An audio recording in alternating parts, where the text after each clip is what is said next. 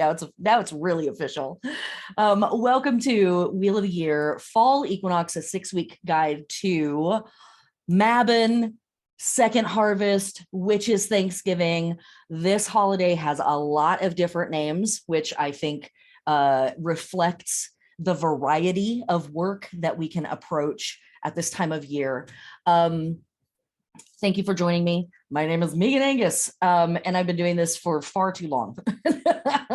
And, you know, miles to go before I sleep, apparently, according to the gods. Tonight, we are going to talk about fall equinox from a bunch of different directions. And my job, I feel like, in these lectures is to give you folks who are practicing pagans, heathens, witches, magical workers, / folks who are curious, folks who are coming to this amalgam of belief systems, folks who are returning to this, exploring it, whatever, a bedrock of science, myth, archetypal imagery, folklore, as well as some religion and some tarot and some magical stuff to work with. I am a huge believer that our ancient ancestors were incredible scientists and incredible storytellers, as well as spiritual beings and just normal ass folks trying to make their way through the world. You know how it is, traffic, mastodons, you know, throws off the whole day.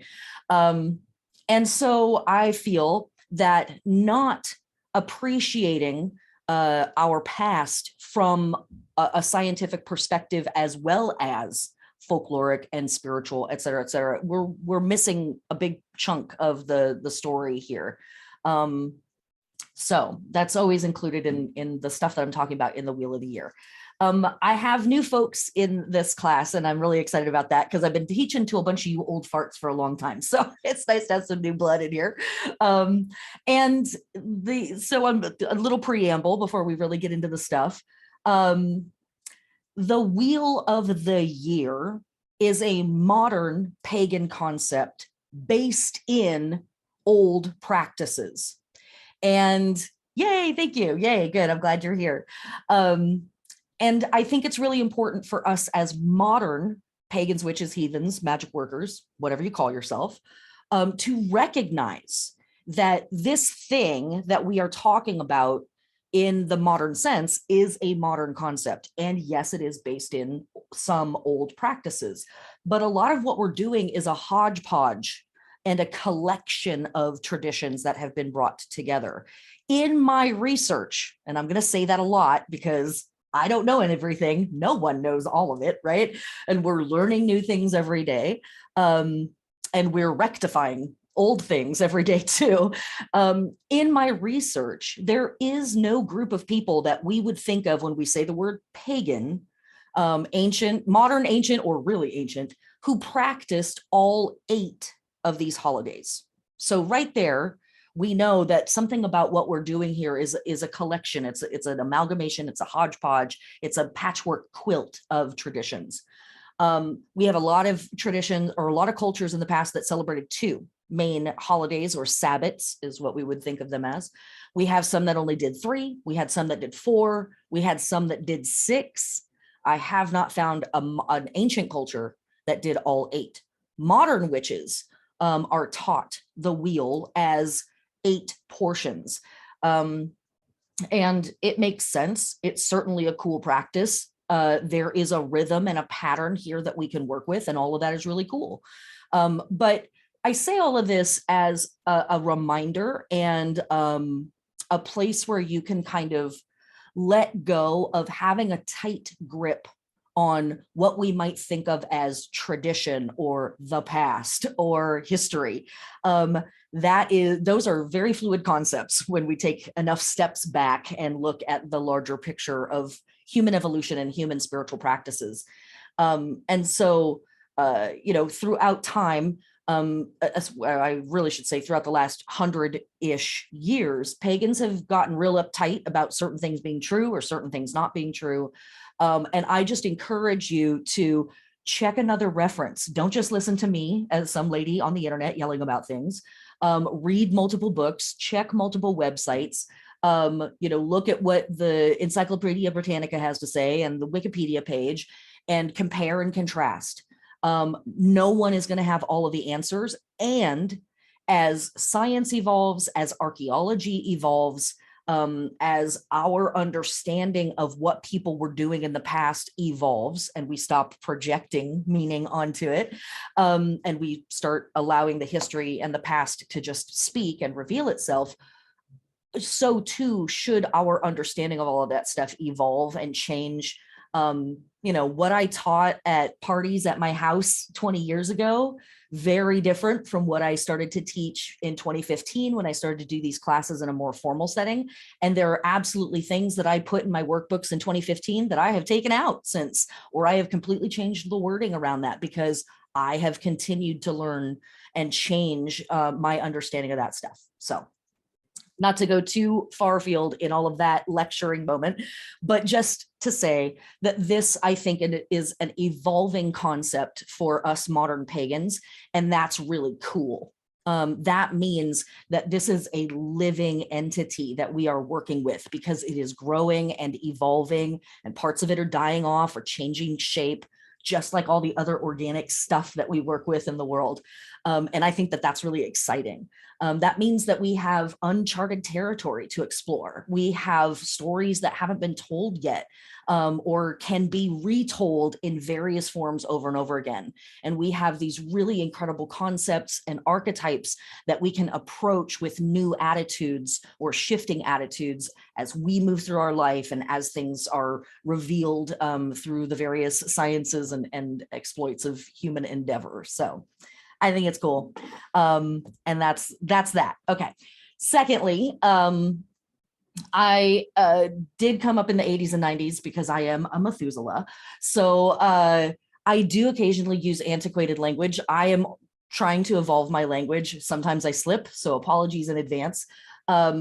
But when I am talking about goddesses, for example, I will often refer to them as she, her, but these are genderless beings. They often embody activities that particular humans may engage in, but we know that something like birth, for example, is any gender can give birth.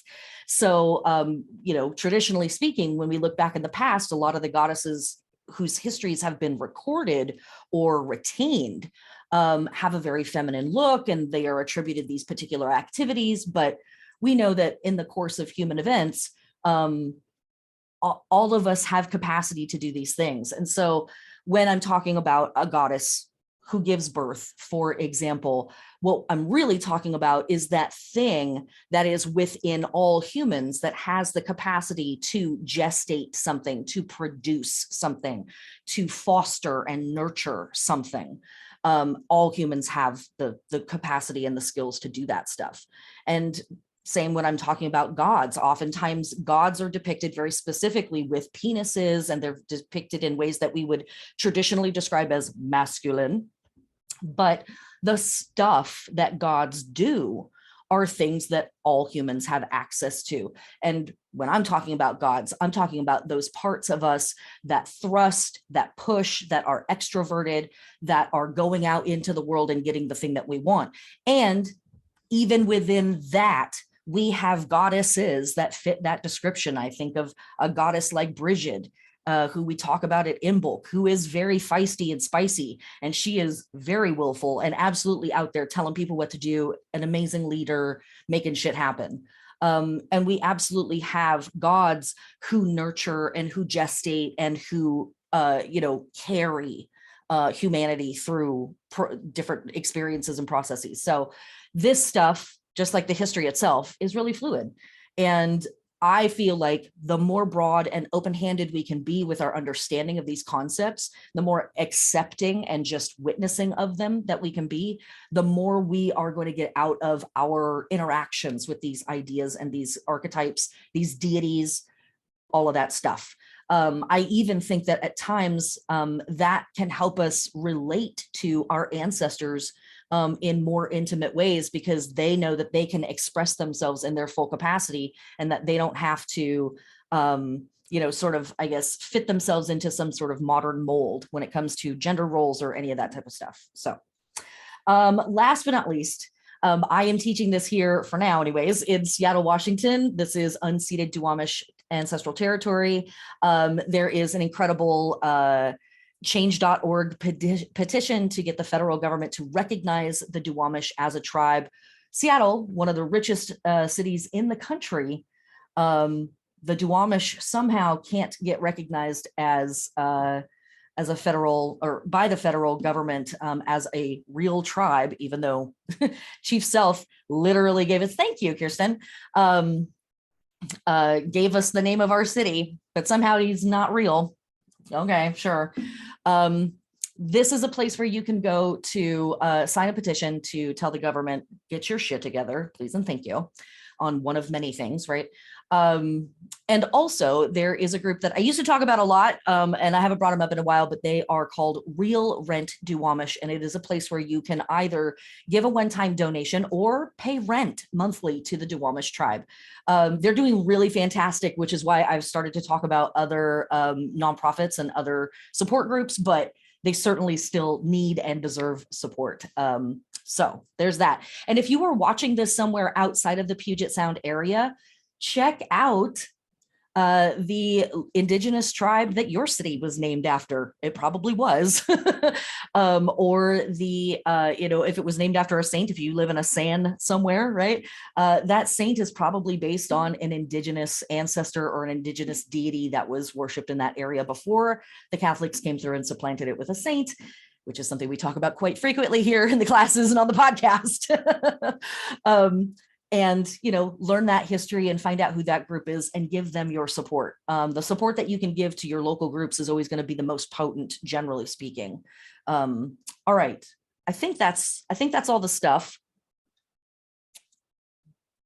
Feels like a good run through. It's 20 minutes. Good enough. All right. Let's go into it. Okay. Boom. Mabon. What are we talking about? Well, first and foremost, let's get into our witches work. So let me do this and do that. And thank you, Ryan. These are designed by Ryan Allred. If you need some illustrations, check that person out. He is rad. There we go. All right. Our witches work for Mabon. We are still in the harvest. This is technically second harvest. Lunasad or Lunasa or Lamas is first harvest or the grain harvest. This is second harvest or the fruit and veg harvest. And so harvesting, we are really in the thick of it now at this point in the wheel. But other things that we are focusing on at this time: health, purification, balance, and transition. And as usual, we're going to get into all of this stuff. Yeah, okay, right in this order. Why not? So health. Health becomes a focus for our witches work at this time of year because we are in a transition period. We are leaving the heat and the glory and the intensity of summer, and we are moving through this transitional season of fall, or we are about to begin to move through this transitional season of fall. The days grow shorter, the nights grow longer, the temperatures begin to cool for us here in the Northern Hemisphere. If you're in the Southern Hemisphere, you are experiencing the opposite of it because it is the spring equinox. And our plant world begins to slow down and ultimately stop and go into hibernation. Animals and insects tend to kind of ramp down their energy and either migrate or they also go into hibernation. And the natural world begins to kind of button itself up and go to bed, or at least begin to slow down its production. We're at the very height of production, and then it's just going to be sort of downhill from here going forward. And we want to be taking care of our health in that process. So health and minding the body, minding the emotions, minding our psychological health during this season is really important as we transition, again, from the heat and the intensity of summer into ultimately the chill and the stillness of winter.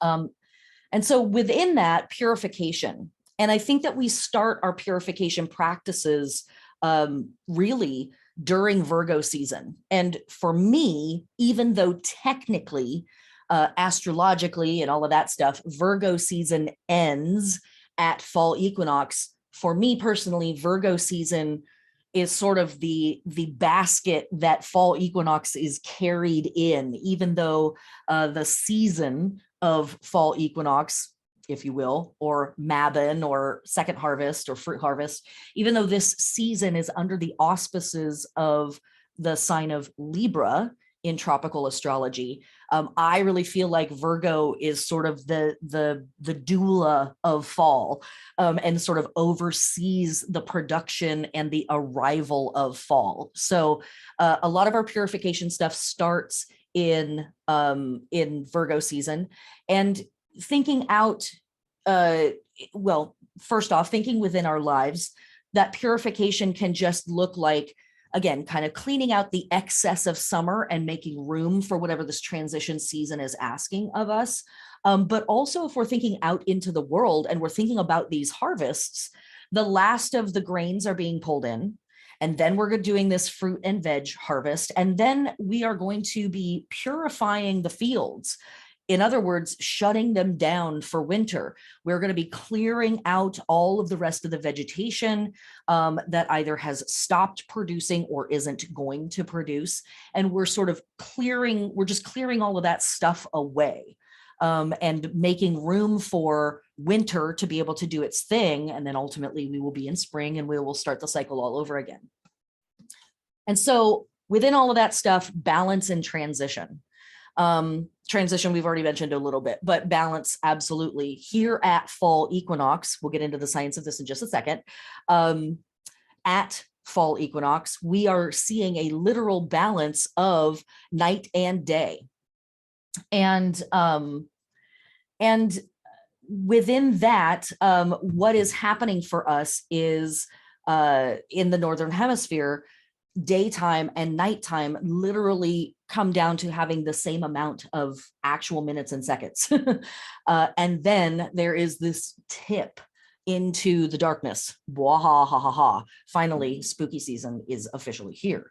But as a magical moment, this is incredibly potent, because we get a literal astronomical event that gives us an opportunity as magic workers, again, whatever you call yourself, to stand with a foot in the light and a foot in the darkness, a foot in the known, a foot in the unknown, a foot in the conscious realms, a foot in the unconscious realms, a foot in the worlds of the living, and a foot in the worlds of the dead or the beyond. And that is a really potent space to be in. Liminal spaces like that are hard to find, and they often are really fleeting. And so before we get into everything else, tangent, there's a gigantic piece on my Patreon about timing when it comes to observances, ritual observances, holidays, Sabbath observances, whatever it is.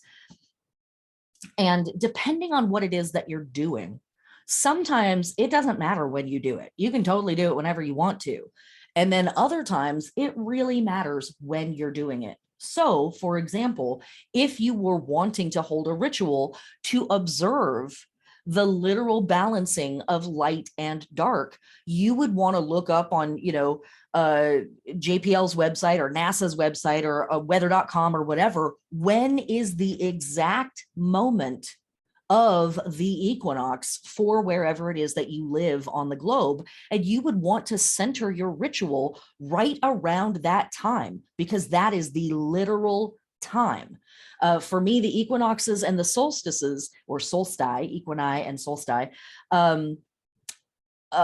though they are referred to as the lesser Sabbats, they are more precise.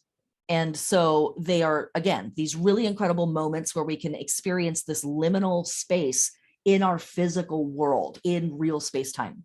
That's potent stuff. It definitely affected our ancestors. They were a little freaked out about it, and in good ways. But you don't have to, and it's not required to do that. And if you're like, that's cool, and I'll think about it on the day of, but I don't have the, Thursday at 2 p.m. off from work, I can't do it right at that moment. I'm going to observe it on the weekend. Cool, right? It really has more to do with what it is that you're trying to do ultimately. Are you trying to enjoy the moment and celebrate with friends and family? Do it whenever is convenient for you. Are you literally doing a ritual or a spell or a work of magic that incorporates the actual moment of balance? Then yeah, we want to be as precise scientifically as we can. So that's up for you to decide as to like, what is the most important thing there. Other ways that we are moving through this work at this time of year, we are giving thanks. The bounty has been rolling in, and the bounty is continuing to roll in and will continue to roll in through third harvest, or Samhain, otherwise known as Halloween, otherwise known as the blood harvest. Okay, sorry.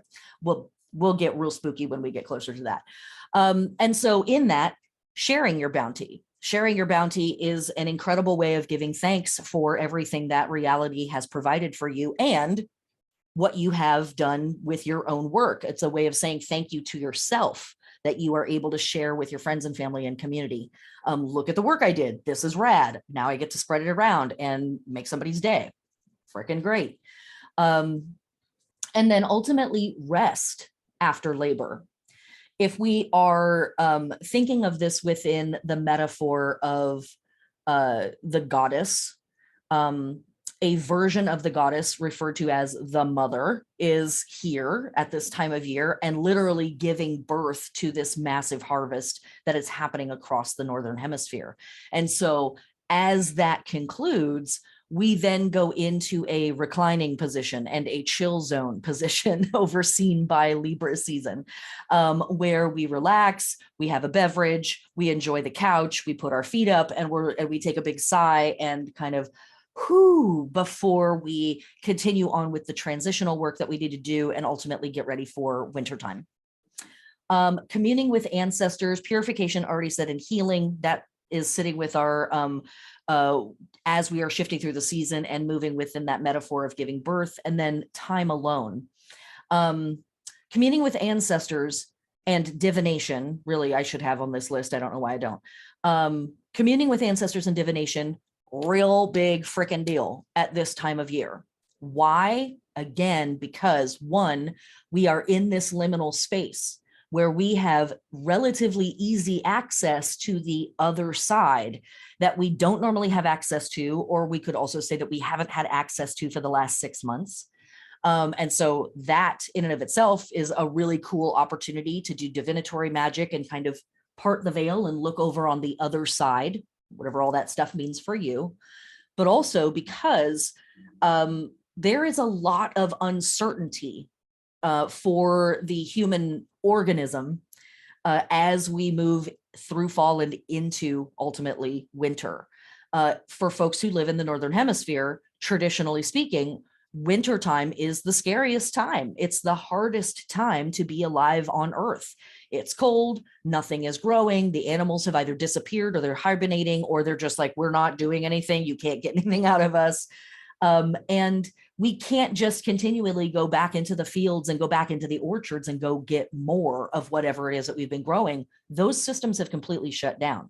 And Mother Earth has been like, I'm out fishing, I'm gone to lunch, goodbye. Like, no, I'll see you in February or March or April, depending on where we are, and how high up on the globe we are in the Northern Hemisphere. And so it might be a long ass time before we get to tap into those systems again and get support from the natural world. So divination practices were incredibly important for our ancestors at this time of year, as a means of asking, did we do enough? Is there still something else we need to do to secure our safety and our bounty and our survival through winter? Is there anything that we can do to propitiate those forces of chaos that are on the horizon and approaching us? What can we do? And in particular, as a means of divination, communing with ancestors. And in that, asking the older generations and those who have passed, how did you guys do this? How did you all managed to make your way through this unknown, the uncharted territories, the chaos that is in front of us? What were the mistakes that you made? What were the things that you did that you didn't think would work, but totally did? Please share those secrets with us. And it's my opinion, and I mean, I'm sure it's not only my opinion, I probably read this somewhere, but it's my opinion that a lot of the magical traditions that we see in our Sabbath practices are actually these teachings. I don't even know why I'm saying this is my opinion, because I'm literally going to teach that that's what's happening later in the class. I've done this before. I'm a professional. Okay, stop. But I think, and I know that a lot of those ancient practices that we kind of just look at as like, oh, okay, I'm supposed to put the cup here, and we have this thing on the altar, and I have my corn dolly and stuff. These were actually elements of teaching the younger generations. This is how you do this, and this is how you stay alive year after year. This is what you need to do to keep your animals safe, to keep your people safe, to keep your stores safe, all of that stuff. Okay, so other names for this holiday. Witches Thanksgiving, pretty straightforward, right? We've got bounty on bounty on bounty of food happening at this time of year, which is Thanksgiving. Traditionally, the time pagan cultures would have celebrated the abundance of earth after the massive crop harvests have ended, but before the weather gets too cold to party. Also, fruit harvest, also second harvest, and again, reflecting the second harvest being brought in all over the Northern Hemisphere. Other names for this: Mab, as in Queen Mab. Yes, connected to the word Mabon. Absolutely. We're going to talk about who that is in just a second. Also, Ishtar's Day. Yeah, we'll get into that. Fall Equinox, as we've said, the Feast of Avalon. Michaelmas is at this time of year, and that is a really big day for a lot of Catholic folks who work with the archangels. Dojinki from our Slavic friends and ancestors, Heleg Monath from our Druid friends, Harvest Home, as in bringing the harvest home, Gwil Canal Hydrif, Mian von Her, which means literally middle harvest, from our Irish Gaelic friends, Alban Alfred, also from our Druid friends, and Svorog's Day, dedicated to the god Svorog. Another name here, Wine Harvest, and another name, Winter Finding. And that name comes from some of the groups that really only see 2 or 3 of the Sabbats per year. It's kind of like, we've hit the halfway mark, it's just cold from here on out, whatever, winter's on its way. So some of the other names. Okay, so this is our Sabbat sign. This is, as far as I can tell, a modern pagan invention. There are 8 signs for the Sabbats. I found these somewhere a long time ago and then didn't see them again for a couple decades. And then when I started to teach these classes, in the back of my mind, I was like, I've seen symbols for the Sabbats, haven't I? Hunted and hunted and hunted around on the internet until I finally found a graphic that had all 8 of the symbols. I think there might be a few books in print that have these. I think I've been teaching these classes since 2015. I still cannot find who created these or how they came to be. So I assume that they are from somewhere in the last 100 years. I do not know who created them. I would love to know. And I love that it's a new tradition. It sits with the idea of the Wheel of the Year as an 8-piece thing, also being a modern pagan tradition, reflecting stuff from the past. And what I see in this is a bunch of stuff. I see, corn stalks and grains that have grown and then are bending over with the heaviness of their ripeness. The equal armed cross that we see so often in astrology and lots of other stuff as the sign of manifestation of like, this thing has come to pass. I also see ram's horns, and there is some oblique connection to Aries in this season. So maybe I'm projecting that onto this, but I do see that in this. But I also like that you can work with this in a very subjective way. We don't know exactly what it means. We don't know exactly what it's for, where it came from. And so use this as you would like to, because it's kind of open-ended in terms of what the hell it is. Okay. Before going forward, let me say this. from the workbook, the goddess is in her repose aspect, or is about to be, having just delivered a gigantic baby that is the fruit and vegetable crop all over the northern hemisphere. After resting from her labor, she begins to purify her transition from mother ultimately to crone. And that shift is also reflected in the holy days that we are going to see as we move from here, September through October, toward Samhain. And the Holly King, aka the Dark Twin, is riding high but dying on the waning year. As such, if they have not already, all vegetation gods and goddesses, but really all vegetation gods, are dying or have already died. And all of our vegetation goddesses are transforming, they are changing shape, and most of them are beginning or have already started an underworld journey of a type. And this imagery is also really important when we're working with modern pagan interpretations of stuff that was happening in the past. What we see very frequently is that deities that are depicted as gods die. They also are resurrected later on, or they are reborn in the body of a new god. But goddesses generally do not die. They might hibernate, they might go to sleep, they might disappear, they might transform into a different shape that's much more abstract and remote. They might go on an underworld journey and like take off for a while. But we generally see true and profound immortality in deities that are depicted as goddesses, where we will see actual literal death and then usually a rebirth later on in deities that are depicted as gods. I think that's an important thing. Okay, so before we get into the next part of stuff, I want to talk a little bit about the name of this holiday. Mabon, it's pronounced here in America, Mabon a lot. Mabon is the correct pronunciation. And what we are saying in the word Mabon is a deity's name.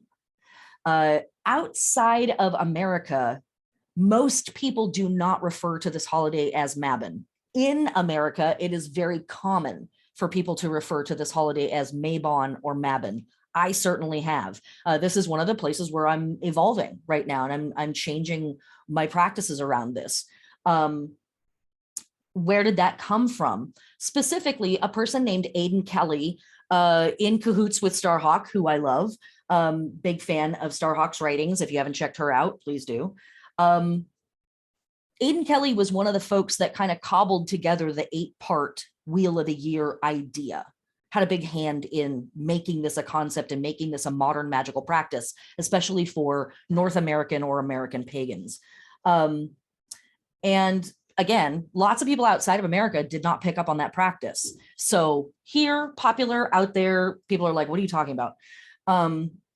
So who is Mabon? Mabon ap Modron is his actual name, and he is the son of the mothers. He is a Welsh Saxon deity, and he has a light bringer type quality. I think of him as being kind of similar to like Angus MacOg or Lu of the long arms that Lughnasadh gets its name from.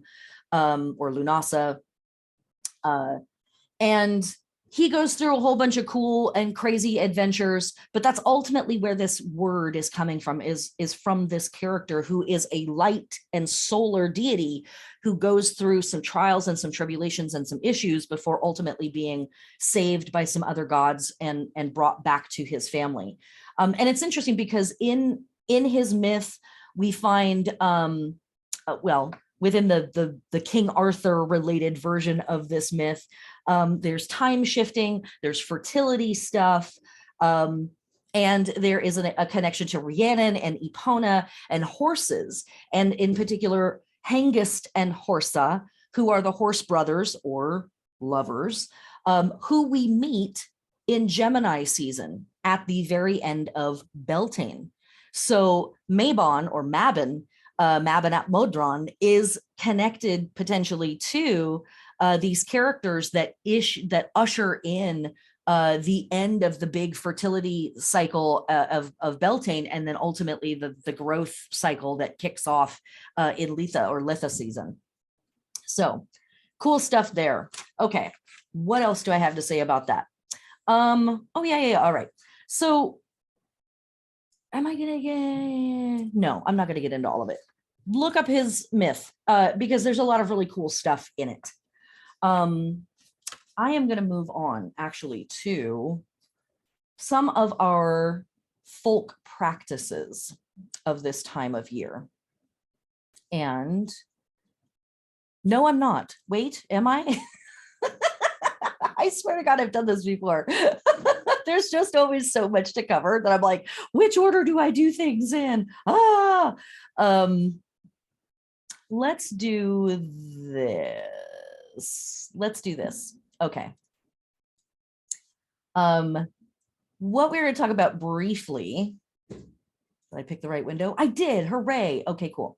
Are archaeoastronomical sites around the planet that reflect or observe the equinoxes. So this is the Mayan pyramid, Chichen Itza, or no, excuse me, that's a lie. This is in Machu Picchu. This is Intihuatana. The word means the place where the sun is tied. And in Machu Picchu stands this carved rock. And at the equinoxes, spring equinox and fall equinox, this middle piece here casts no shadow. The rest of the year, it casts a shadow of some type and shape and size. But at the equinoxes, like at the moments of the equinox, it does not cast a shadow. This is obviously carved on purpose, and you know, you can even see a step here or perhaps a seat of some kind. So this was certainly a place of worship and a moment for folks. Moving on to Chichen Itza. This is in the Yucatan area of Mexico, most likely Mayan, pretty sure it's Mayan, approximately 1,500 years old. I should say that Intihuatana, this is approximately 600 years old. So approximately 600 years ago, people observing here in Machu Picchu. Here in Yucatan, Mexico, we have Chichen Itza. This is the Temple of Kukulkan is another name for this space. And the phenomenon that this temple provides is pretty dope. On the fall equinox and the spring equinox, and you can see it here on the edge of the temple itself, this pyramid edge, exactly half of the pyramid is in shadow and exactly half of the pyramid is in sunlight, reflecting our half and half gig that we are in for the equinoxes. Pretty cool. And then with this stair step shape, what you get along this staircase here is a ribbon of light that undulates over the course of the day, and it looks like a serpent rolling down or making its way down the staircase. There's something in the older name of this temple that has to do with the sacredness of water or collecting water in this place. And some local archaeologists that are really familiar with Mayan practices say that there was a civilization before the Mayans here, and that there may be a holy site beneath, or that was originally here before the pyramid was here. So this is a space in the Yucatan where folks may have been recording the and observing the solstices and the equinoxes for an incredibly long time. This temple is approximately 1,500 years old. Okay, moving to Loughcrew. This is in Ireland. This site is approximately 4,000 BCE, so give or take around 6,000 years old. And this is a burial cairn that is part of a complex of mountains, megalithic sites, cairns, and tombs called the Slievenage Cailleach, which is loosely translated as the mountains of Kelech or Kilech. And this is another site where the equinox itself is observed on the summer, or excuse me, on the fall equinox and the spring equinox. Sunlight comes into the very back of the tomb and illuminates these carvings and other formations that are inside of this tomb. Moving backwards in time to Manadra, this is in Malta.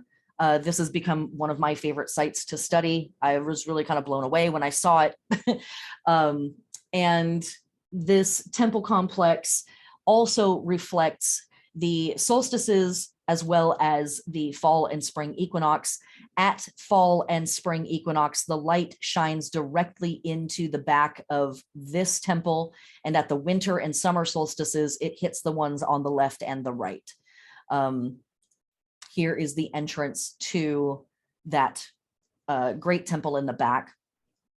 And here's an illustration of how the solar temple works.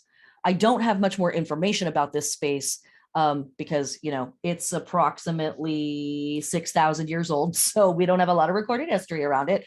But we do have this incredible science that was left behind by our ancestors in this incredible creation of theirs. Going back a little bit further in time, this is Crone of the Almendres. I love that Crone is right there at the beginning of this word, because one of our deities that we work with from our ancient Gaelic, Irish, Scottish ancestors is Crone Dub, who we meet at the end of Lughnasadh season. But this is a megalithic site that is in Portugal. This is also, this is 6th millennia BCE, so approximately 8,000 years old. And this is a site that has been preserved well enough that archaeologists were able to discover that it has taken several shapes over time. And megalithic sites that were allowed to be for a long time and were utilized over the course of millennia, we have found do in fact change shape. They were changed over time. And that is those ancient ancestor scientists observing the precession of the equinoxes and observing that things in space-time do in fact move, and they needed to adjust things for heliacal risings of fixed stars and all of that good stuff. So we love that. So this is looking at it through time. The messiest one down here in the bottom right is where it's at today.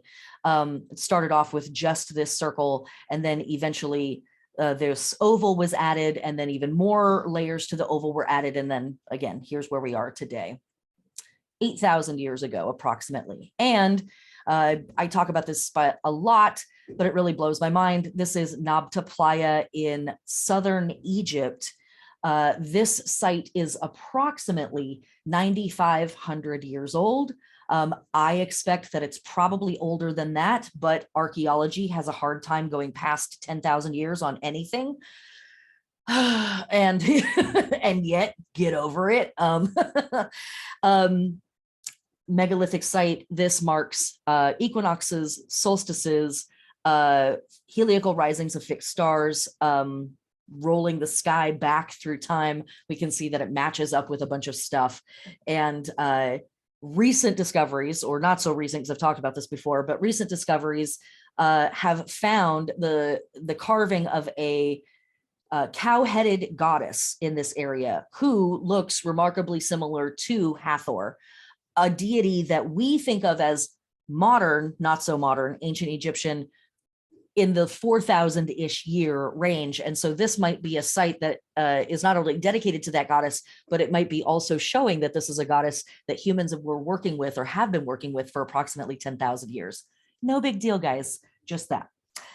So we can see that this has been a big deal for humans for a long ass time. Marking the equinoxes, marking the solstices, a really big deal for humans for a really, really long time. Okay, so moving into just the plain old science of it all.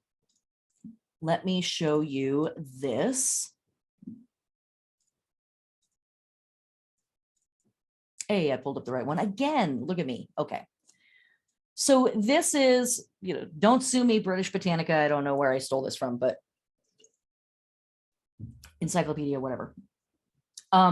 This is a general description of what our planet is doing as we move around the sun. Where we are currently is here in the lower left-hand corner, autumn, spring for the southern hemisphere. And we are going to go clockwise around the circle. No, we're not, sorry. We're going counterclockwise around the circle in our movement around the sun. Makes perfect sense, right? But this is approximately what's happening for us. Equal night, equal day. And you can see because of that tilt, the sunlight is distributed in a weird way. It's not exactly lining up with the poles. And so here is another description of that. On top, we have summer solstice. Bottom right, we have winter solstice. Bottom left, we have the equinoxes.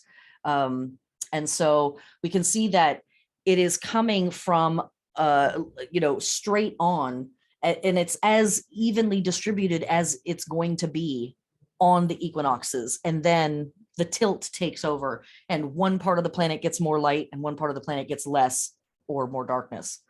So one of the phenomenon that this creates for us is something called the analemma. And that is this. This is the shape that is created in the sky by the sun over the course of time due to this tilt. Now, obviously, we're not seeing the sun literally make this shape in the sky. I'm sure we all probably would have noticed that by now. What we're talking about is if we tracked the sun at noon, for example, or 3 o'clock in the afternoon, pick any time, it really doesn't matter. And we took a picture of the sun in the sky at the exact same time every single day, it would trace this shape in the sky. I have a photograph of that for you here in just a second. But as you can see at the top for us in the Northern Hemisphere, this is the summer solstice up here at the top. And then the sun starts to come down, it crosses over. So it's on the left initially, and then it crosses over, moves to the right. And here where the circle is, this is approximately fall equinox. This is September here.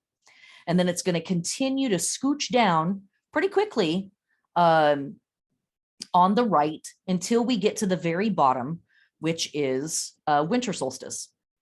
And then it is going to continue back up again on the left-hand side, moving through, passing through spring equinox, and then it crosses over between spring equinox and Beltane, basically, and then continues up the right-hand side back up to the top summer solstice. And so here is a photograph of that. This is a photograph that was taken once a week, every week for an entire year at the same time of day. And we see this pattern. This pattern is created by the tilt in our planet, the wobble of our spin. It would be pointing straight up and down, I believe, if the person had taken the picture at noon every day. If they had taken it closer to sunrise, it would be pointing in the other direction. And all of that stuff. This shape is something that we see a lot, right? It's an infinity symbol, kind of cool. And the other thing that it always makes me think of, that it always reminds me of, is the shape of the hat that we see in some magician cards.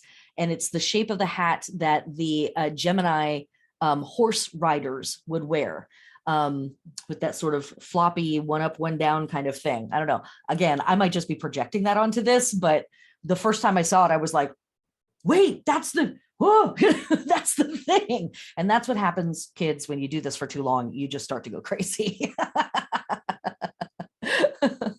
But anyways, I think that this is really cool and an incredible natural phenomenon, and absolutely something that our ancient ancestor scientists would have noticed and would have been able to record and talk to each other about and discuss and puzzle over and be influenced by, and ultimately potentially incorporate this shape or this design into magical teachings that they are sharing with each other on how do we grow food and how do we stay alive and how do we do the thing.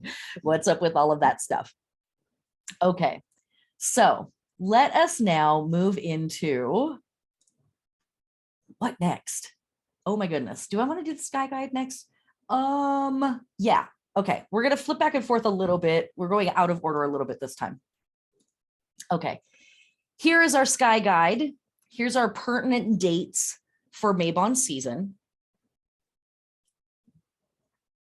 You'll notice we are starting off at September 7th because I think of the torrid meteor showers as something that extends from Lunasa season through Mabon, through Samhain, and almost carries us all the way to Yule.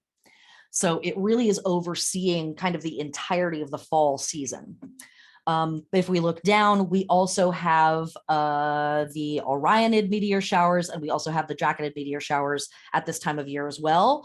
And something that I have discovered in doing this work is anytime that we have a pile of meteor shower stuff, we also have ancestor work.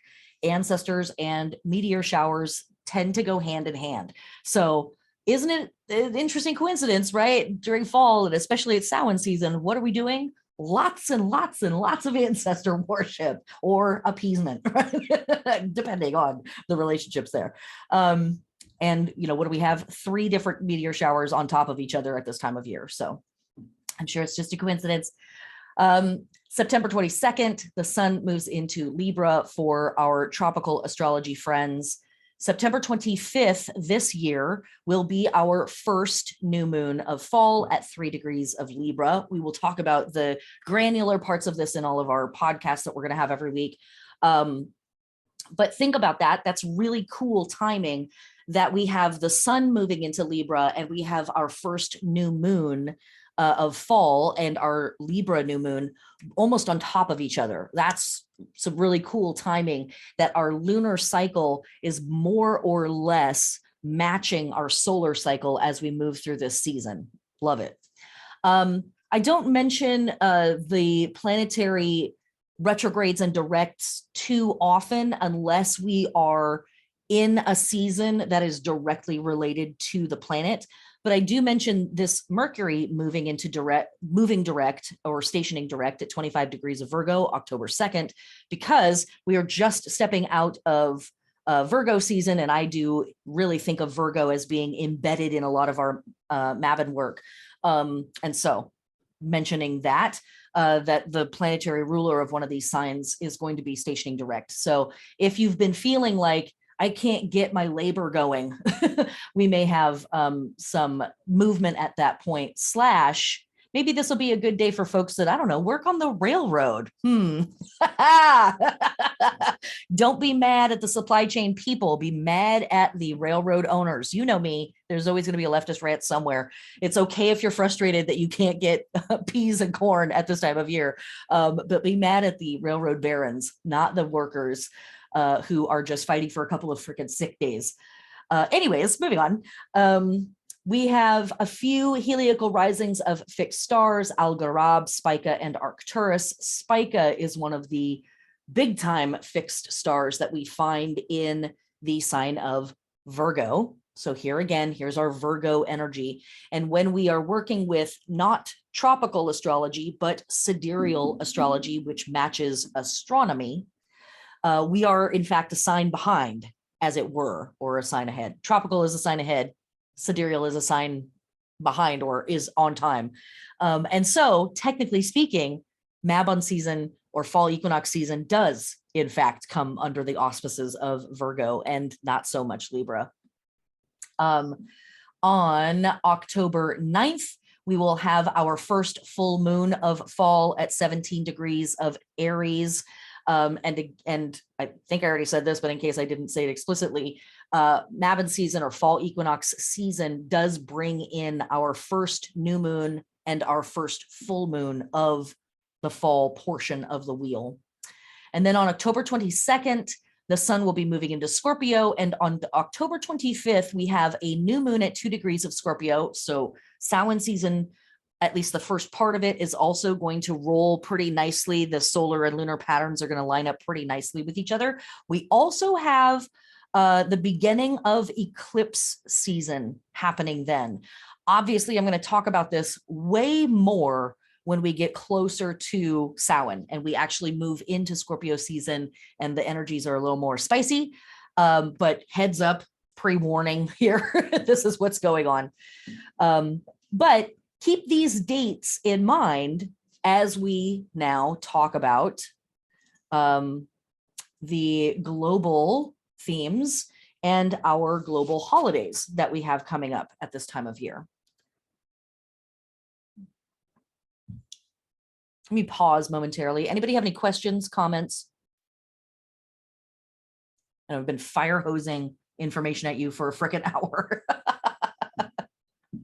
You're like, wait, we're talking, we're doing things. I've been writing as fast as I can, or just letting me drone on in the background. Either way is fine. Okay. Oh. Yay. Yay. Mwah. Yes. Love you too. Okay. So when we look around the planet at what the hell is going on, we see a lot of this stuff reflected in the things that everybody else is doing, past and present: abundance, healing, ocean worship, ancestor worship, and a new year is also starting for a lot of folks. And I love that imagery. Samhain is often referred to as Witches' New Year, but that's here in fall as well, right? That's just 4-ish, 5-ish weeks from now. Yeah, it is. In fact, the beginning of November is like 5 weeks away. So that's how it rolls at this time of year. It's like, wait, what? Time. Crazy. So looking through the stuff that we have going on at this time of year, on the equinox or around the equinox itself, kind of that like September 18th to September 22nd or September 24th, you know, that kind of little chunk of time. We have Koyarena from our Inca friends and ancestors, the Jinki, which I already mentioned. We have the death of Damuzi or Tammuz from our Babylonian friends and ancestors, who is a vegetation god, of course. We have the death of Tiamat as well, one of the few goddesses that dies at this time of year, but really we can also say that she changes shape. We have the day of Obatala from our Santeria and Yoruba land friends and ancestors. These are all like packed in right around this actual day. What else? Oh yeah, my notes on Koyarena. This is connected to Chichen Itza and our Serpent of Light, rainbow serpent stuff that we were seeing at that temple. But other holy days that are happening at this time of year, we have Michaelmas from our Catholic friends and ancestors. We have the Feast of Bacchus from our Roman friends and ancestors, aka Dionysus from our Greek friends and ancestors. We have Durga Puja from our Hindu friends and ancestors, and this connects us to Navratri, which I'll talk about in just a second. Wimikuari from our Iroquois friends and ancestors. This is a squash festival that happens approximately at this time of year. We also have a lot of pretty intense underworld journeys. So going through all of this stuff, throughout September and October, we have harvest festivals and then underworld journeys. We have the Harvest Moon Festival of Chang'o. This celebration is dedicated to the Chinese moon goddess Chang'o. This is one of the coolest times of year to look at the moon, as far as I'm concerned. Our full moons at this time of year are pretty cool. There are folks light lanterns and they go out with friends and family to literally just watch the moonrise and have an evening picnic and enjoy nature. Goddess forbid, right? Folks make little moon cakes, which are little cakes and cookies that are decorated to look like the moon, and give those out as gifts. And there is a real element of nostalgia for a lot of people with this festival as well, which I think, you know, kind of harkens to this idea of summer is ending. We're reflecting back on the high points of this year so far, but also connecting with ancestors and connecting with the past. Another holiday that is kind of a big deal at this time of year is, wait, come back, sorry. My computer was just like, nope, I'm just gonna go to sleep now. I was like, wait, please don't. I'm still doing things. is the Eleusinian Mysteries. The Eleusinian Mysteries this year are running from September 12th to September 18th. So they are actually happening right now. They are holiday. This is a holiday festival complex moment from our ancient Greek friends and ancestors. It can happen a little bit earlier in September, but all the way into deep into October. So it's always somewhere around fall equinox, sometimes before, sometimes on, sometimes after, but you're not going to find it in spring. You're not going to find it in the heart of winter. It's always going to be at this time of year. And this festival is really intense, or was really intense for ancient Greeks. This was a rite of passage. This was an initiatory practice. And a lot of archaeologists and anthropologists that have studied the Eleusinian Mysteries now believe that along with it simply being like an age-oriented rite of passage where people were sort of inducted from childhood into adulthood, that it also was teaching people the mysteries of agriculture, basically, how to store grains, how to treat seeds, how to plant things correctly, how to water them correctly, how to offer the correct sacrifices and offer the correct ablutions and propitiations to the deities and to the forces of nature themselves. It centers symbolically around Kore or Persephone and her mother Demeter. And we talked a little bit about this in the podcast this week. And what else do I want to say about this? Okay. First off, definitely an agrarian harvest growth cycle mystery complex, festival complex, definitely chthonic. Definitely something that had to do with connecting the overworld and the underworld, or the world of the living and the world of the dead, the world of brightness, the world of darkness, the world of known, the world of unknown, the world of us here and living with the world of the ancestors and the past. It may have come from Minoan folks or Mycenaean folks. The lesser mysteries happened somewhere around February. I talked about this a little bit in the podcast, but I'm repeating myself.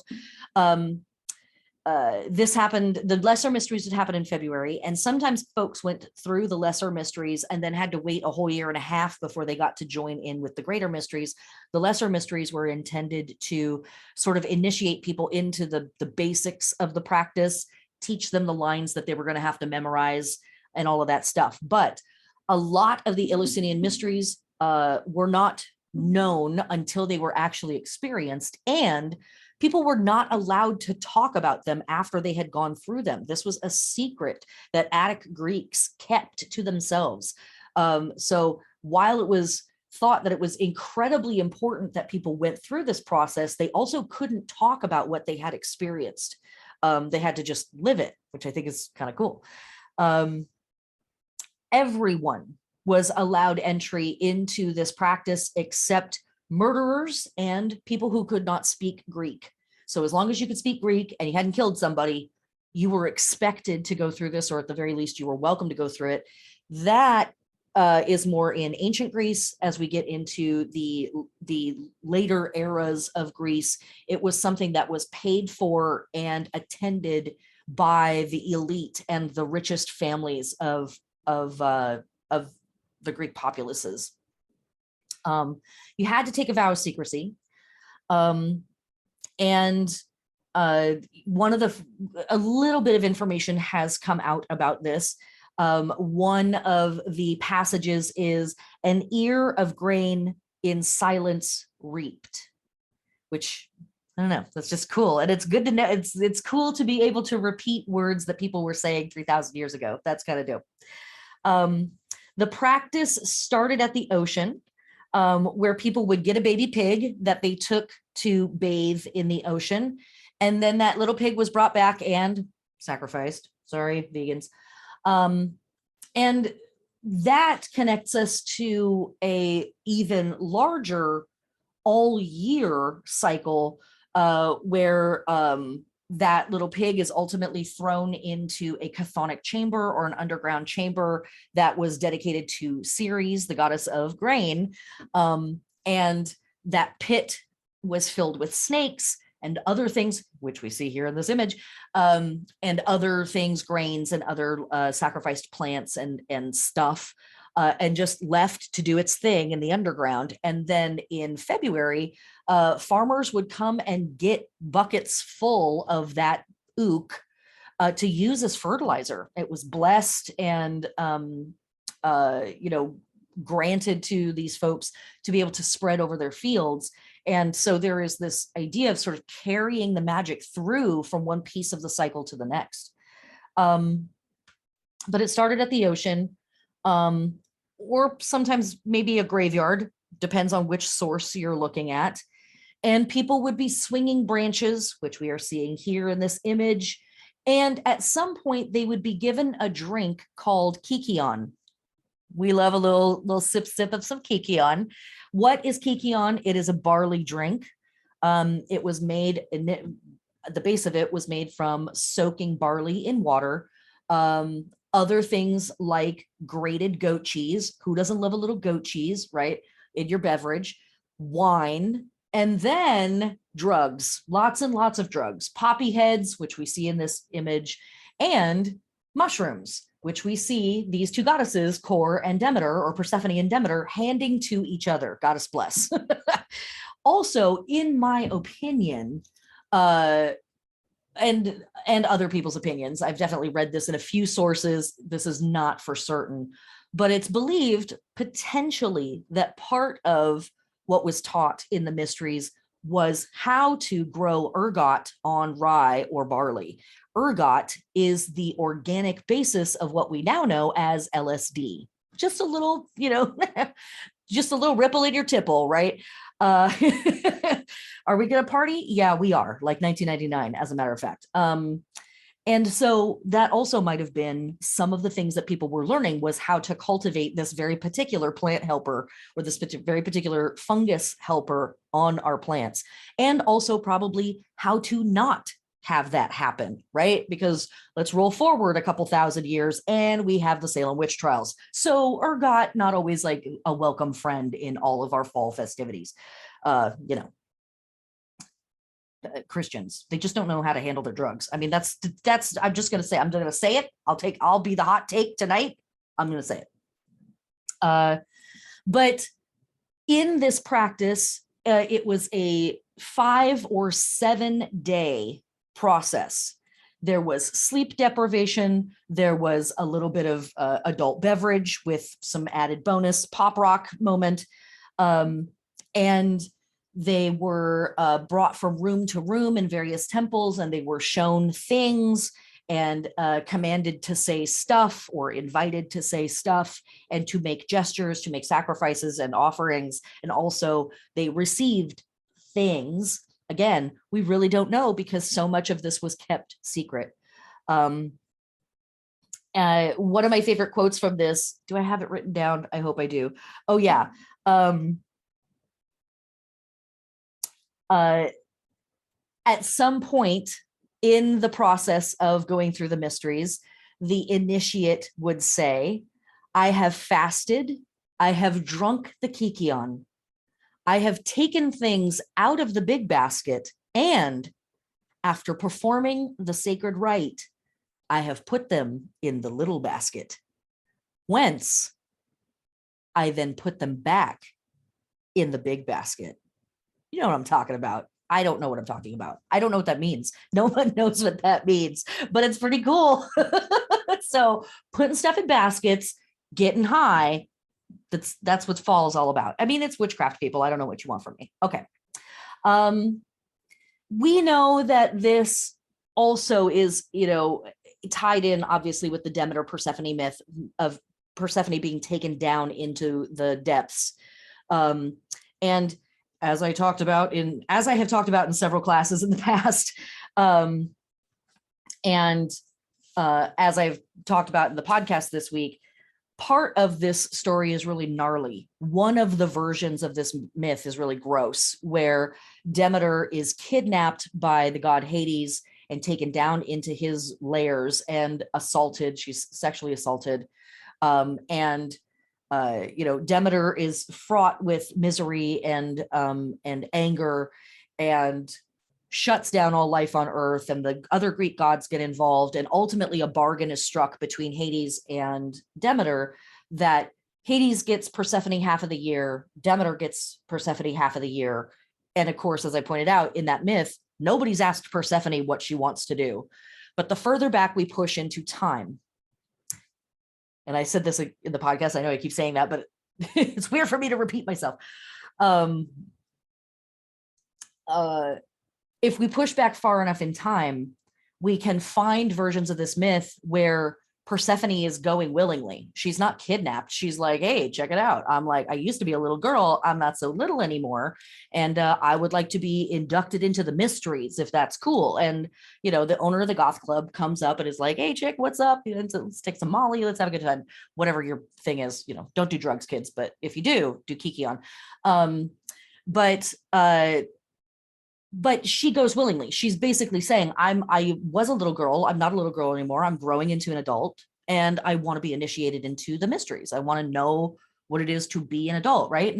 And sex in and of itself is a great mystery, and it is an initiatory moment. It is also a liminal space, we could say, right? Because it's a type of threshold where once we cross over, that's it, right? And it doesn't exist, and we can't point at the physical place in time where that change happens in us. And physically, nothing really is different afterwards, but we are entirely different people. And it's something that we can't unknow, right? So we transform in that moment. It's very sacred and it's really awesome. But if we push back even further into time, we find that Hades is not even really part of the mix anymore. It is Hecate, the crone. And so let's think back to our basic symbolism around Mabon and fall equinox. We have maiden at spring, mother all through the summer part and the high part of the year, and now just beginning to touch base with and introduce the crone. And this is Persephone, who becomes, of course, the queen of the lands of the dead, the goddess of the lands of the dead, saying, I am legion, I am multifold, I am many pieces, I'm many things. And this is me accepting a new part of my power, a new level of my wisdom, a new understanding of myself and my capacity. And it's also a moment of recognizing I will not be young forever. There will be things in me that are of my youth, and I am changing and I am moving into different places in my life. And so accepting the totality of the cycle of human existence, just little things like that is really what we're talking about, I think, in the Eleusis Mysteries, and what it is that we're doing, or what we can be doing with our fall energy. There's, obviously a lot of emphasis on the idea of production and, abundance and all of that stuff. But underneath that, there is also a suggestion of changing shape and moving through maturity and experiences that mature us and call on us to step into power, and to ultimately see ourselves almost from the opposite end of the telescope. Something that I love to say in spring is that we should be willfully ignorant. We should be willfully naive, curious. I don't know any better. I'm going to go taste that. I'm going to go try that. I'm going to go get it on me and see what happens. Here at the opposite end, at fall equinox, the other side of it, we are willfully stepping into what we do know. And we are willfully stepping into knowing even more and embracing how much we know, how much power we have, how much capacity we have. A lot of Lunisod season is really focused on, initially stepping into those concepts. And now here in Mabon season or fall equinox, it's like, okay, I'm really coming into settling in to being a more mature version of myself, because I've got hard work in front of me. The labor was tough, but getting through winter might even be harder. So what do I need to know that's a little dark? What do I need to know that's a little more somber, a little more serious? Can I get comfortable with the idea that some folks are going to possibly die off during winter, that lands are going to die off, like that pieces of me are going to evolve and die off too? that stuff. Okay. Other things that we are doing at this time of year are, sorry, let me see here. Do that, close that. And can you see that? I hope everybody can see that. I think you probably can. Other holidays that we are celebrating at this time of year, Navratri. This is from our Hindu friends and ancestors. Navratri this year is going to run from September 26th to October 5th. Let's briefly look back at our sky guide. Hey, September 26th, that's the day after the first new moon. It must be connected, I wonder, huh?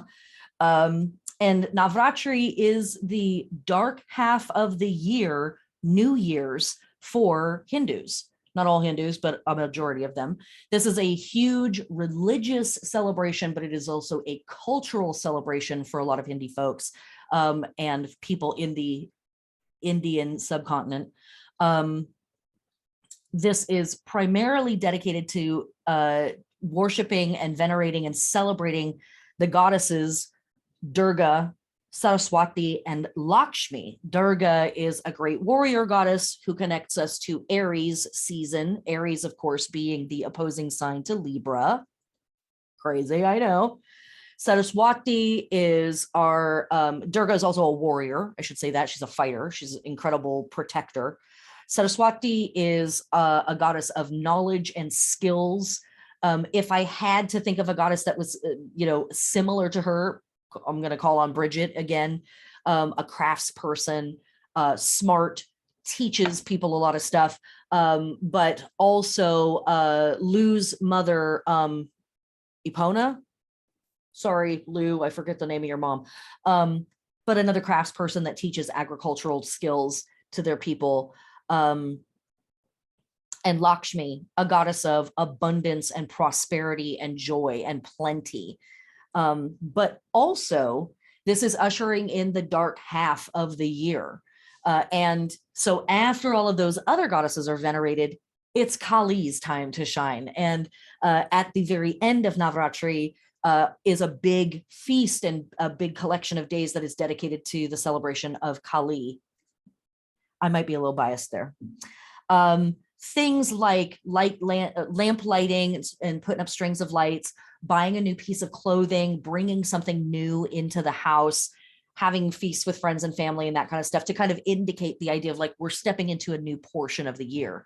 But that newness thing, that New Year's thing is something that we see the Greeks do, the Romans did it, where they literally have a festival at one of Jupiter's temple, Jupiter's stator, where they actually take a nail and nail the new year to the side of the temple with the calendar going forward. And also from our Jewish friends and ancestors, we have Rosh Hashanah, the head of the year, Yom Kippur, and Sukkot, which all begin the Jewish New Year. This year, we are in year 5783, and that whole complex of festivals and holidays starts September 5th and rolls through October 9th. So again, in alignment with our new moons and our full moons. And then through these very joyful acknowledgements of the new dark half of the year,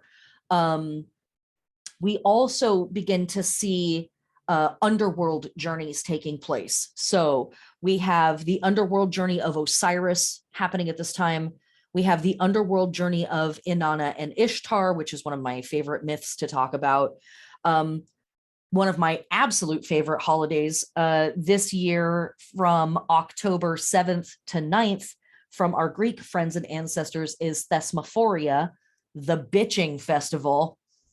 I have a big old piece about this festival up on my website, and it is dedicated to, well, a lot of stuff, but it's dedicated to laborers kind of saying, you know what, I've been working hard enough, screw you, I'm going to go party out of town.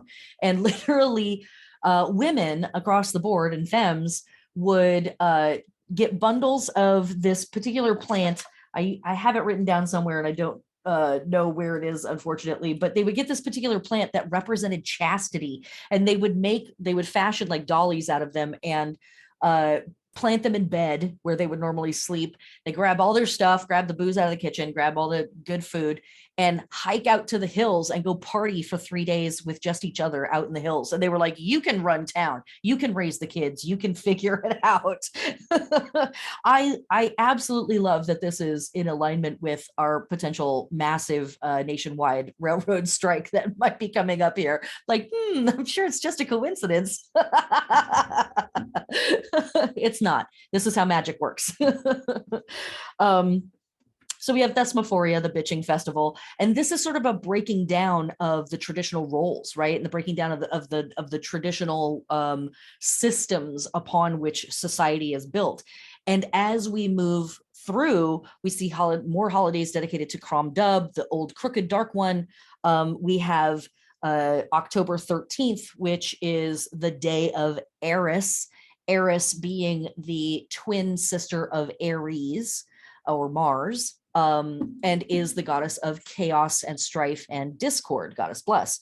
And so these holidays are welcoming in the breaking down of the natural order, which is just a psychological reflection of what is being witnessed in the natural world as the natural order begins to break down. Fruits stop producing on trees, vegetables stop producing on vines, animals, again, stop mating, going into hibernation, or they migrate away, insects migrating away, birds, et cetera, et cetera. So, all of these systems that we've come to expect and celebrate and rely on over the last 6 months, whoop, they're done. They're done supporting us and they're moving on. So that is our global stuff, looking backwards and forwards through time. We've talked a bit about our sky guide. So now let me move on to this. Here are our constellations that we are working with at this time of year. I've already mentioned these are our first new and full moons at this time of year. Already talked about all the meteor showers that we have going at this time of year. Is there anything else I want to say about this in specific? I feel like I've covered a lot of this already, actually. Let me pull it up for you like so. Woo, there we go. That's not what I wanted you to do. That's also not what I wanted you to do. Do that. There we go. Okay. Robots. Just bigger. It's literally the same image, just bigger. Here's Spica down on Virgo's butt.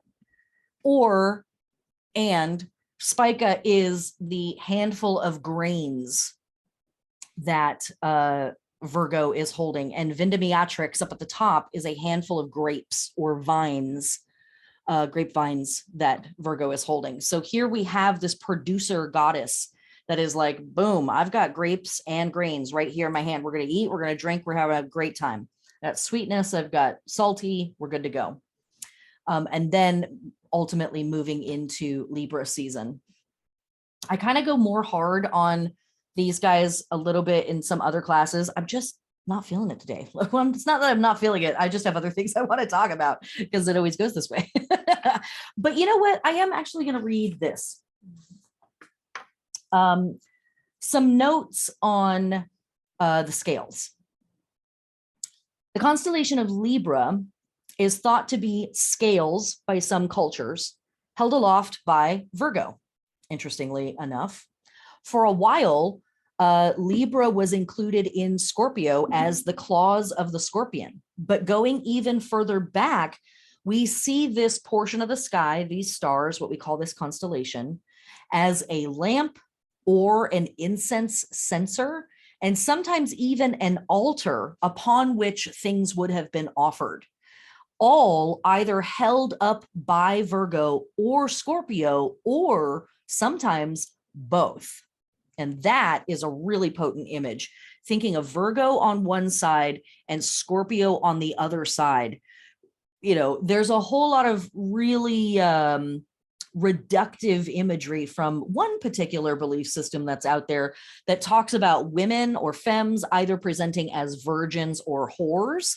I don't know where I picked that up from, but I'm sure it has nothing to do with this symbolism that's incredibly old. As the scales, it was known as the balance, the weight, or the wage. The word Libra means pounds, as in a weight or a measurement in Greek. Archaeologists found Libra pressed into the coins found at Palmyra. Many poets over the centuries have reinforced the idea of scales by suggesting the seasons are measured out and evened out here.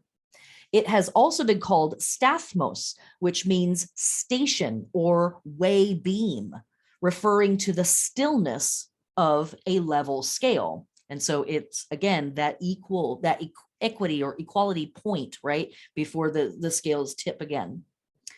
When we think of the image of Virgo holding up the scales, we are met with the archetype of justice depicted in the Justice card, which does come under the auspices of Libra. But interestingly, this constellation was sometimes called Diki, which means a trial or to weigh or to judge. As a lamp, we see the Hindus refer to this constellation as fire. The people of the Euphrates called it a lamp or a censer. Coptic Egyptians called it lamvadia or lamp. And again, we have these lamp lighting holidays that are happening at this time of year. When we consider the image of Virgo holding up a lamp, we get the Hermit card in tarot ruled by Virgo. Now, here's just a philosophical moment for you. How is a lamp like a set of scales? Think of the law represented by the lamp held up by the hermit and the law represented by the scales held up by justice. The Chinese call this constellation the celestial balance, but originally this was the crocodile or even the dragon. Still other civilizations saw this sign as the chariot's yoke, referring to Pluto's chariot as he makes off with Virgo, Persephone, Proserpina core. So on the note of tarot, let me stop that for a moment and pull up this. Not that one, you go away.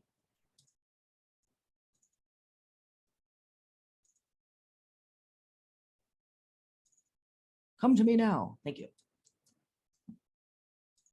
Robots assemble. Let me show you this.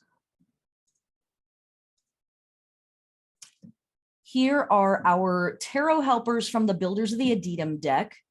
This is Virgo and Libra. So we have the Hermit and the Magician. Hermit, Virgo, Magician connecting to Mercury, the ruling planet of Virgo.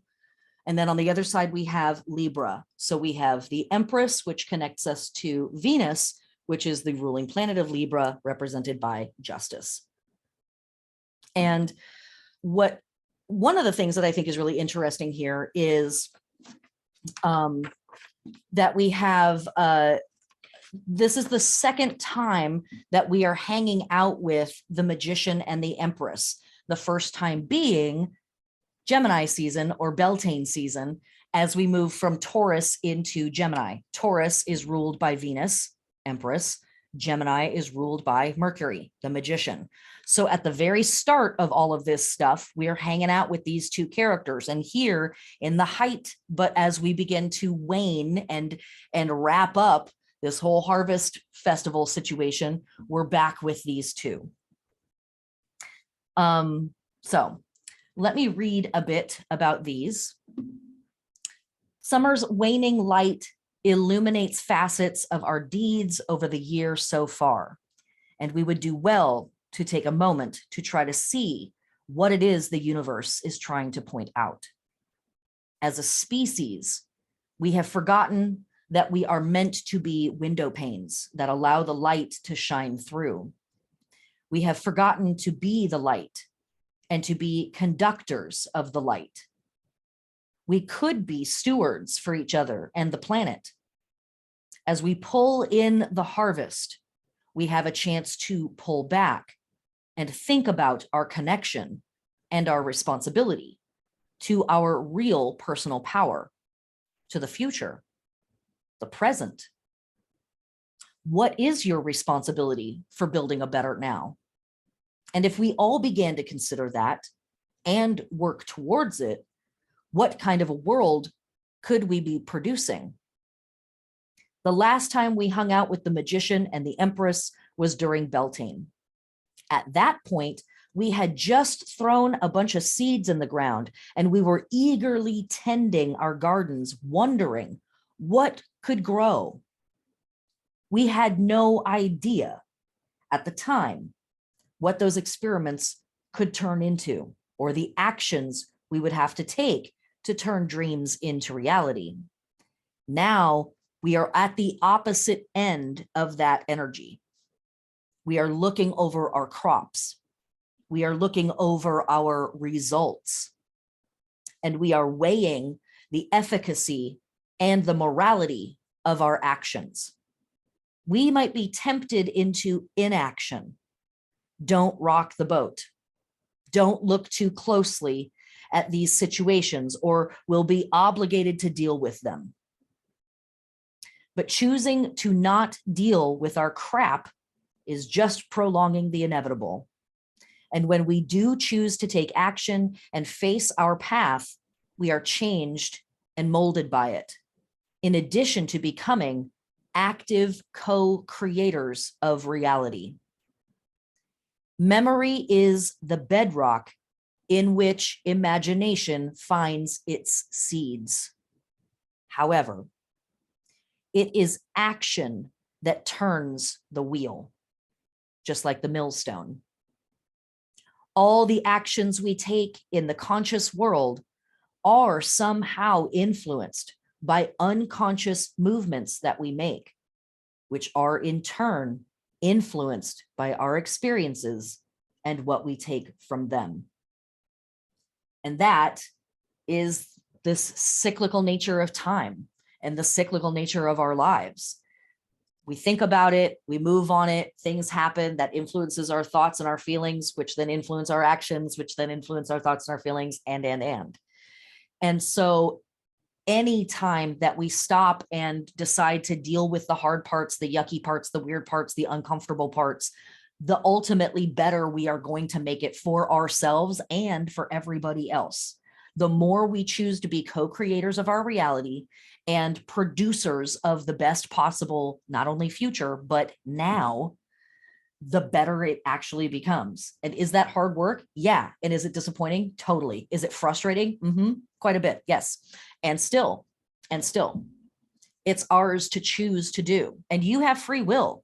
You don't have to participate in that. You can just go along with whatever those people decide to churn up. But I don't know if you've looked outside lately, but when assholes are in charge, it doesn't turn out really good. It's kind of a bummer. And so here these cats are to remind us that even if the physical world work seems to be at its peak, and then we're ultimately going to be wrapping that stuff up, we are still creating, we are still attending, we are still producing, and we will be, in a sense, throughout the entirety of the wheel, with some rests here and there. But it just changes shape a little bit. It changes places where it is that we're doing the work. We've been doing the work in the overworld. We're now going to be doing the work in the underworld, in the lands of the dead, in the subconscious realms, the unconscious realms, working with the past, working with the future, and working with fear, working with shame, working with guilt. Those are the seeds that we may or may not be planting at this time of year. And, you know, how's that hit, right? What's that do for you? Does it freak you out? That's fine. It's okay. Briefly, we got about 20 minutes left. Let me close that and bring us into some of our astrology for our moon work at this time of year. as pre-mentioned, we are working with our new moon in Libra and our full moon in Aries. And again, I love that our lunar and solar cycles are kind of syncing up for our holiday this year. That's freaking cool. Love. It doesn't always do that. We sometimes start out with a full moon right off the bat. And it's like, wait, that's what? Huh?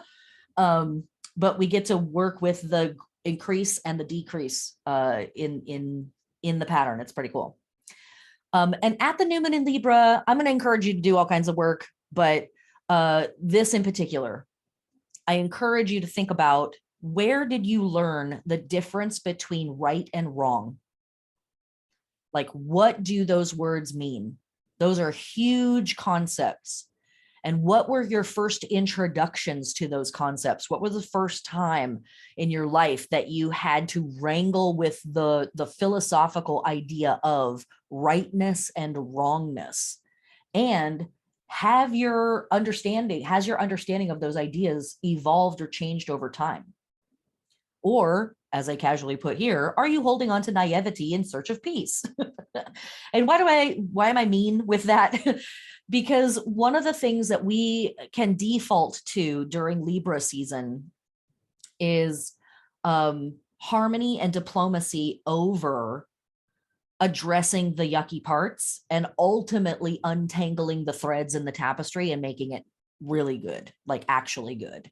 Libra season sometimes is like, let's just say whatever this person wants to hear. Let me just do whatever needs to get done and just keep it rolling and keep it cute and keep it light. And yet we're moving into the hard part of the year, right? We're moving into the darkness. We're moving into the shadow realms.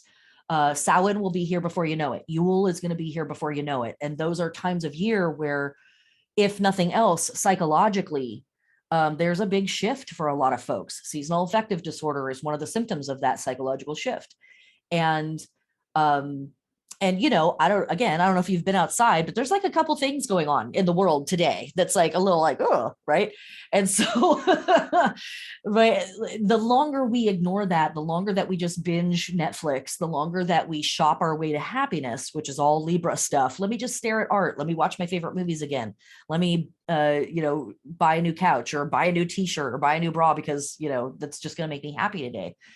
The longer we engage in that stuff, the more we put off the work of, why are there still homeless people?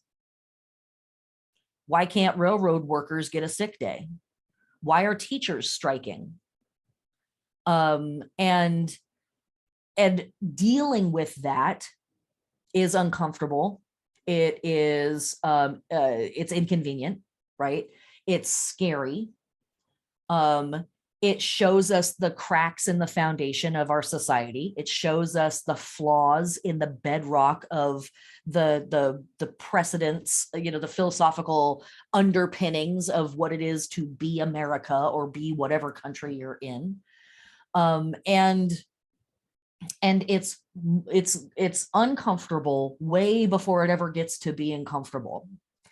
And it's kind of, it almost feels like sometimes we have to walk backwards before we get to walk forwards in that work. And yet we know that when we address this earnestly and we sit with what's not working and we either dismantle it or we go through the work of repairing it, that we get the chance to replace it with something that actually works for everyone, that makes sense for the most amount of people.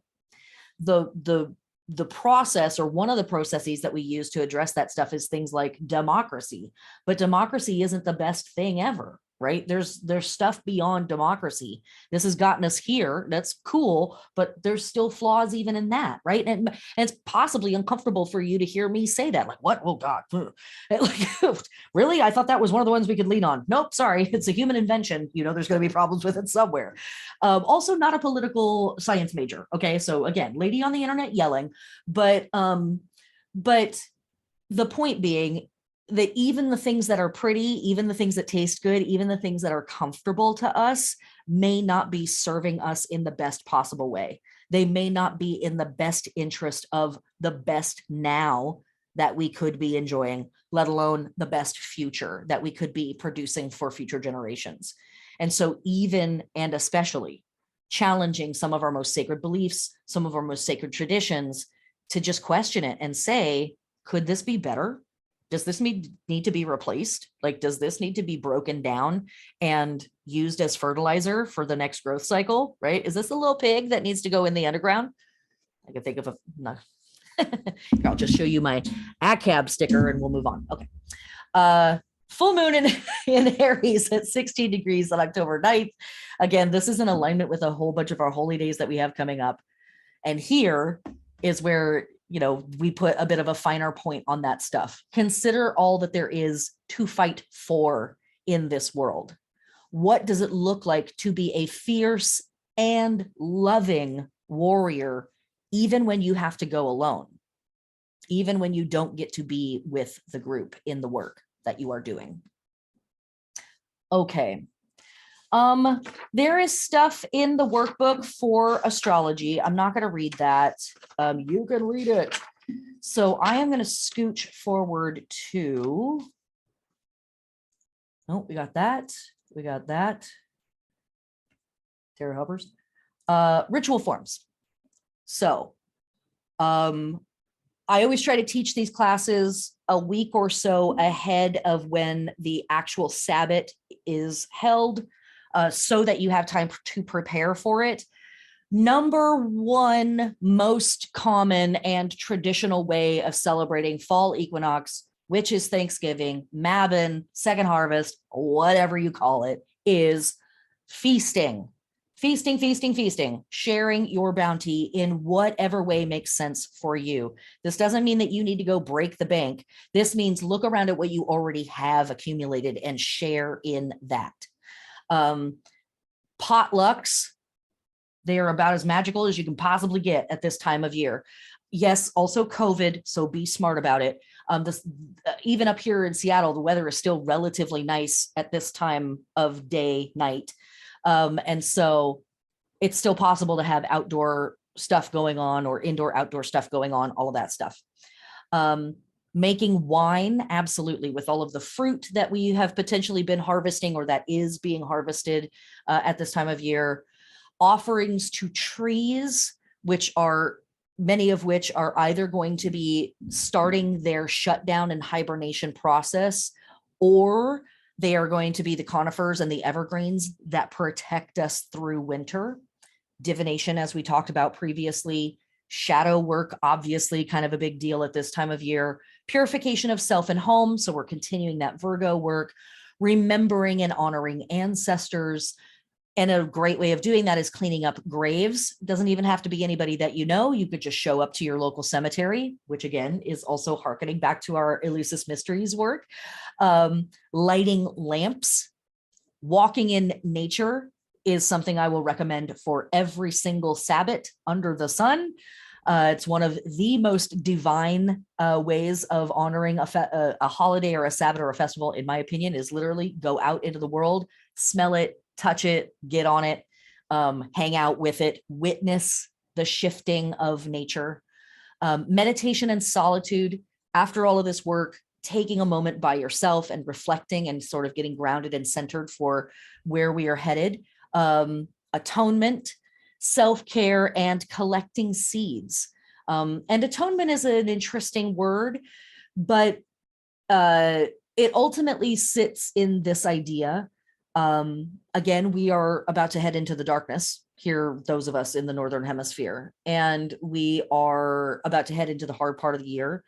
Do you need to have a conversation with someone? Do you need to say, I'm sorry? Do you need to say, I forgive you?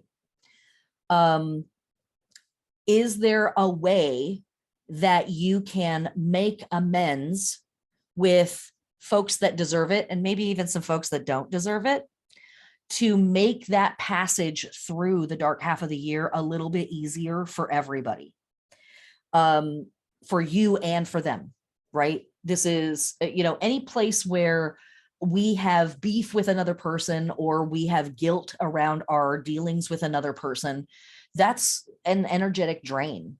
And that's something that's going to keep coming up as sadness and frustration and weirdness for you in the midst of trying to deal with all this other stuff in this psychic economy. Nobody has time. So in any way, if you feel like you need to have a conversation with somebody to explain yourself, to apologize, to make amends, to just try to smooth things over, it doesn't mean that we're all going to be best friends afterwards, but at the very least, we can put that thing to bed. We can leave that thing in peace. We've agreed to disagree or whatever, however that situation turns out. But atonement as a holy act or a ritual act at this time of year can be exceptionally powerful in ways that are hard to put into words. And I'll just say that. But also taking up a cause that is important to your community. That's work that we can do at any time of year. But this is also about coming back to community and coming back and checking in with the people that are around you and what do we need to make it through this stuff. So mutual aid, kind of a big deal, that stuff. Other magical things that we can do at this time of year, like actual spell crafting that we can do within the midst of our Mabon festivities, making witch bottles, or little pouches, or calling on spirits or allies or ancestors in the name of protection. Again, we have this harvest festival and we are harvesting the results of our year's work.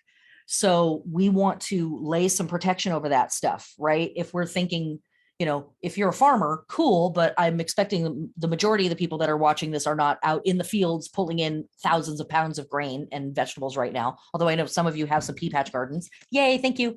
But calling in some protection for those resources, those stores, right? Have you canned or jarred anything? Are you fermenting anything right now from stuff that grew during summer? It's a great time to put a little protection spell over that stuff to make sure that the right funguses are in there and the wrong funguses are not in there. But also because, as I said, as we see in our holy days, we are about to step into this breaking down of the natural order, right? And so asking for some protection as these systems that we've been able to rely on disintegrate or hibernate. And, again, looking around at society, right? Some systems are failing us and some systems are breaking down. Some systems are saying, I have to stop. I have labored too long. I need rest. I need to pause. And our systems are built on these systems running 24 hours, 7 days a week, which turns out is untenable.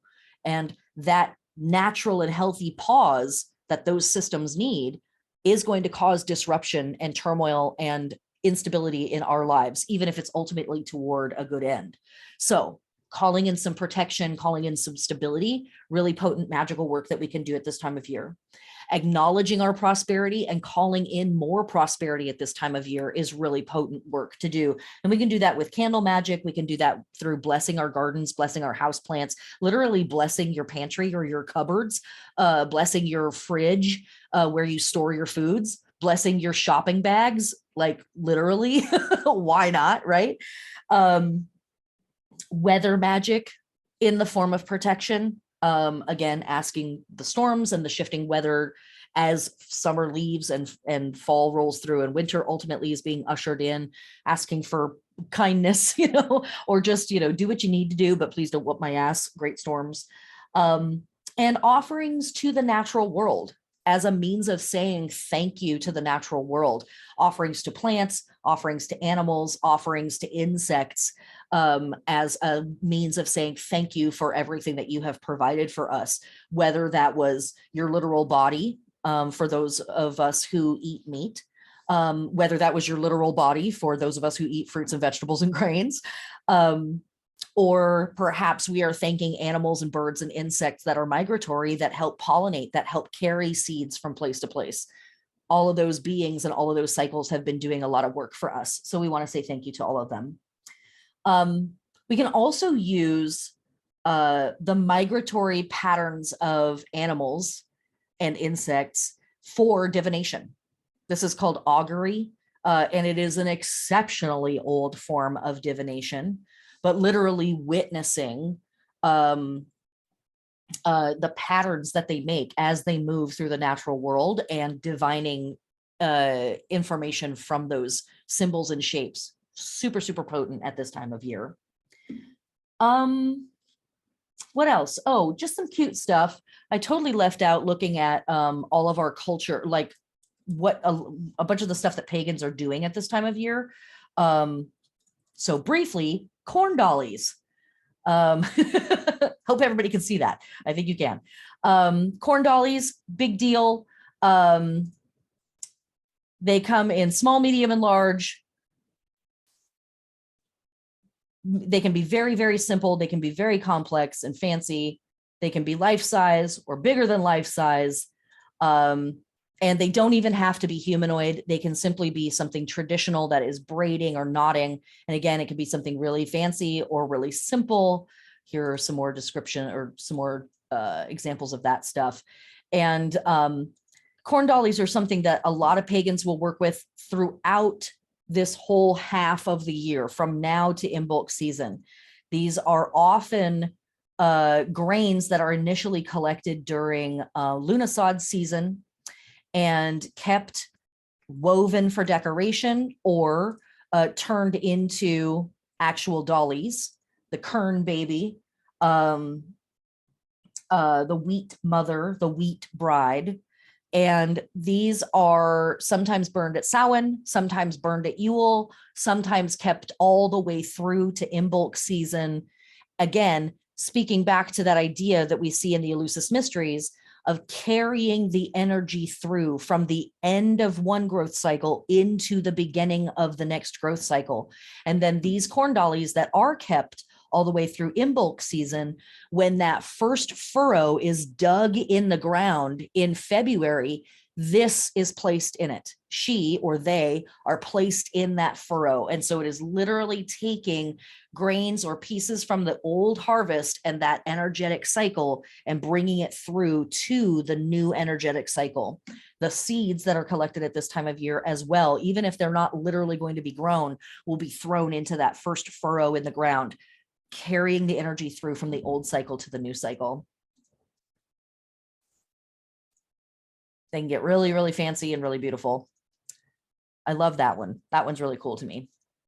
And here's a whole collection of all different styles and types that people use. So last but not least, because I know it's 8 p.m. Here's me going over. Welcome. From Doreen Valiente, a prayer. Farewell, O sun, ever returning light, the hidden God, whoever yet remains, now departs to the land of youth, Tir na Nog, through the gates of death to dwell enthroned, the judge of gods and folks, the horned leader of the hosts of air. Yet as he stands unseen without the circle, so dwelleth he within the secret seed, the seed of new reaped grain, the seed of flesh, hidden in earth, the marvelous seed of the stars. In him is life, and life is the light of the people. That which was never born never dies. Therefore, the wise ones weep not, but rejoice. And here are some meditations for you. And you can use this in your ritual, or if you would like to use these as just private meditation moments throughout the season, or journal entries, or what have you. The spiral turns inward. In the name of the elder, see a vision of result and outcome. What is that vision? Passion and fear run deep. How do we find balance between the light and the dark? And last, and especially I recommend doing this if you go for a walk as a sacred act, consider this. You are earth, air, fire, and water. See yourself as a balanced being and to write a letter to yourself from that place.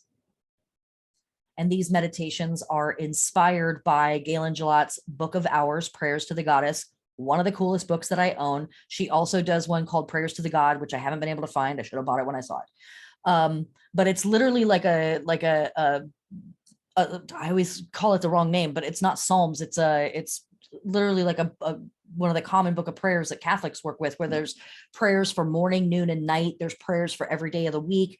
There's prayers for the full moon and the new moon, and on and on. And it's just a really cool resource.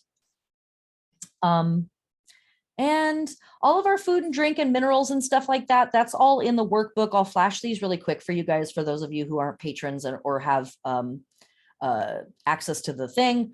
Cornucopia, scales, the setting sun, a sheaf of grain, a spiral, grapes and wine. These are all appropriate items to have on your Mabon or fall equinox altars. These are all fantastic fruits and veg and drinks to work with. But in particular, as I always say, whatever the heck is in season, wherever you are, is going to be the most potent food and drink that you can possibly work with. As well, anything that you have grown or canned or jarred or fermented yourself, always going to be the most potent stuff you could possibly work with, even if it's not on this list or on any list. Mineral helpers that we can work with. And in particular, I feel like kyanite is really helpful here. All of our opals, all of our tourmalines, those are aligning us. Chrysoprase as well, that's all aligning us with Libra energy. Plant helpers, all of our vines, ferns, passion flower, dried leaves, dried flowers, and seed pods from all of your local and indigenous plants and trees. Don't set your house on fire by putting a bunch of dried stuff on there and lighting a bunch of candles. Don't sue me. Be smart witches, please. Animal helpers that we might work with: swan, geese, duck, dogs, deers, antelopes, snakes. Incenses: myrrh, cypress, eucalyptus, rose, violet, honeysuckle, all of that good stuff. And that, my friends, is fall equinox. I hope that the balance comes for you. I hope that you have a moment at some point here in the next few weeks to stand with a foot in the light and a foot in the darkness, and to witness those multitudes within yourself, to witness the variety of your life, the shifting of responsibility, the shifting of power, the shifting of shapes, and the way that you transform from one portion of the year to the next. We all have multitudes within us. And I think it's really powerful and potent that we refuse the message from capitalist society that says you are this one thing and it's missing all these parts and you can buy it over here, because we have all of that stuff within us already. And if we don't have it, our neighbor probably has it and we can work with them to get close to it, right?